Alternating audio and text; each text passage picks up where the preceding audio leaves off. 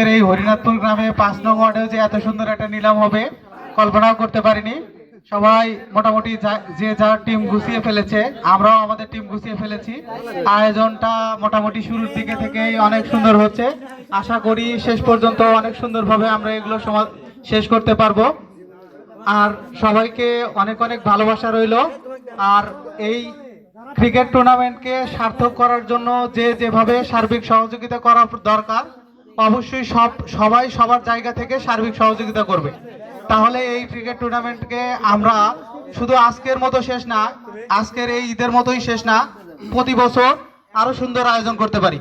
আর মিম যে কথা বলেছে আমরাও সহমত।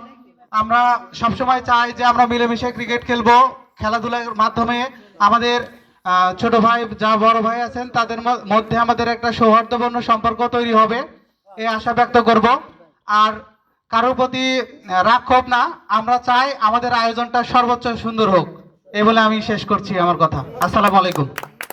আচ্ছা ভাই, এই খেলা কি কোম্পানি দেবো?